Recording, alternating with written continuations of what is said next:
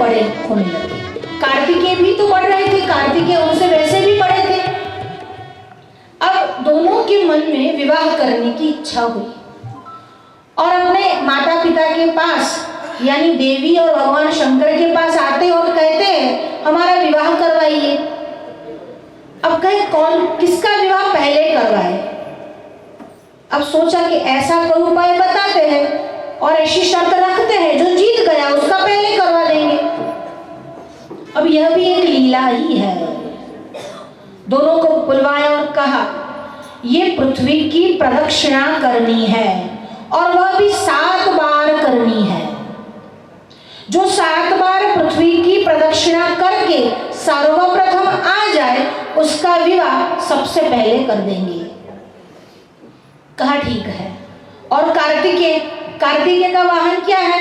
मयूर है और वह तो स्फूर्ति से दौड़ता है, उड़ता है। और गणेश का वाहन कौन है? मूषक है। मूषक यानी चूहा। ये गणेश ने चूहा क्यों पसंद किया? जब किसी को स्वप्न में चूहा दिखता है तो समझ लो उसके घर में चोरी होगी। चूहा चोर का प्रतीक है। घर में आ जाता है, घुस जाता है और चोरी कर लेता है।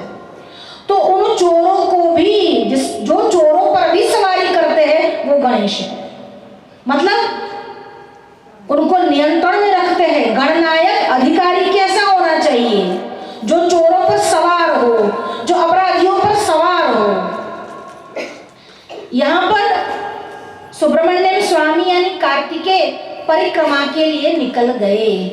अब परिक्रमा के लिए तो निकल गए, गणेश के मन में विचार आया मेरा चूहा तो उड़ता है नहीं, कितना समय लगेगा। और दूसरी बात, ये तो बुद्धि के भी देवता है। और गणेश ने मन में विचार किया भगवान शंकर और पार्वती इनके अलावा कुछ है ही नहीं, समस्त ब्रह्मांड इनमें ही व्याप्त है। अरे ब्रह्मांड इनमें है और उनके एक एक रोम में एक एक ब्रह्मांड है। इनके मन में विचार आया अगर इनकी परिक्रमा कर ली तो पृथ्वी की परिक्रमा, अरे ब्रह्मांड की परिक्रमा हो जाएगी, पृथ्वी की क्या। इन दोनों को बिठाया और परिक्रमा कर ली, पूजन की, परिक्रमा की, आशीर्वाद ग्रहण किए। दोनों प्रसन्न हुए माता और पिता और कहा वरम ब्रूहि वरदान मांगो। और पूछा तुमने हमारी परिक्रमा की क्यों? तो गणेश कहते हैं आप मेरा विवाह करवा दीजिए पहले। तो कहा कार्तिकेय को आने दो, वो गया है परिक्रमा करने के लिए, तुमने तो भी परिक्रमा भी नहीं की।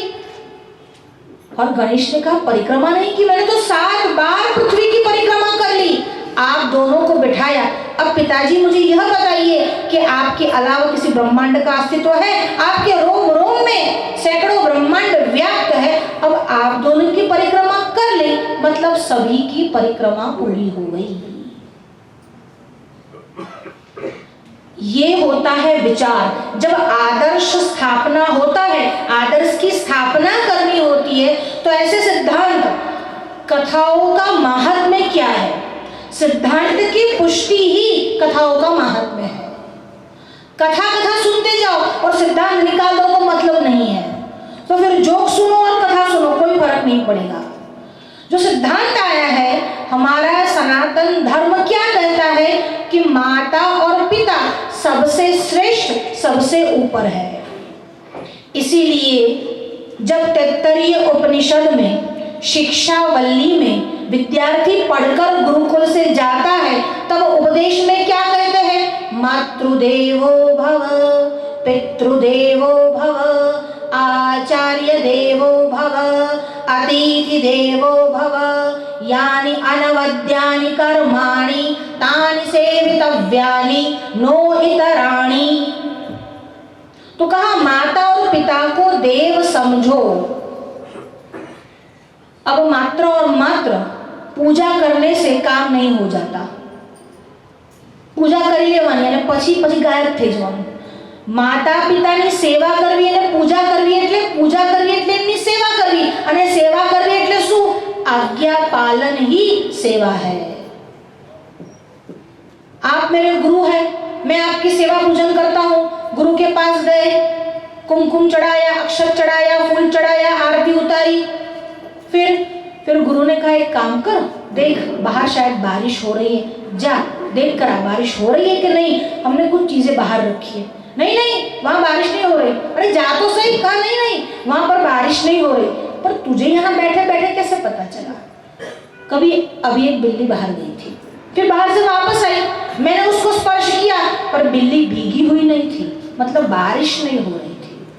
तर्कशास्त्र भणिया गलो, तर्क पक्का आवड़ता पाएगा। थोड़ी देर बाद गुरुजी ने कहा लगता है सामने की कक्ष में लाइट और फैन अभी चालू है, मुझे फैन का भी थोड़ा आवाज आ रहा है और जो लाइट है कहीं मैं छोड़ के नहीं आ गया, तू जरा चेक करके आ जा। नहीं नहीं लाइट बंद है। पर तुझे यहाँ बैठे बैठे कैसे पता चला? अरे वो दरवाजा तो बंद है। तो कहा दरवाजा बंद है पर दरवाजे में जो छोटे छोटे छेद हो रखे हैं उस छेद में से प्रकाश नहीं आ रहा, मतलब लाइट तो बंद है। और पंखा वो तो बंद करके आया था। अच्छा थोड़ी देर बाद जब मेरे लिए पानी लेकर आया, गुरुजी 2 काम तो मैंने कर लिए, एक काम आप खुद कर लो। अब आज्ञा पालन नहीं करना है और कहते हैं मैं सेवा करता हूं, मैं सेवक हूं और मैं माता पिता की पूजा करता हूं। पूजा का अर्थ केवल कुमकुम अक्षत चढ़ाना नहीं, पूजा का अर्थ केवल प्रणाम करना नहीं, आज्ञा का पालन है। यहां पर यह सिद्धांत प्रस्थापित किया कि माँ बाप सर्वश्रेष्ठ है, उनकी आज्ञा का पालन करना चाहिए। और शिवजी और पार्वती प्रसन्न हुए और गणेश का विवाह हुआ। रिद्धि और सिद्धि दोनों के साथ गणेश का विवाह हुआ और गणेश के शुभ और लाभ पुत्र भी हो गए। अब तब कार्तिकेय घूम घाम के परिक्रमा करके वापस आए।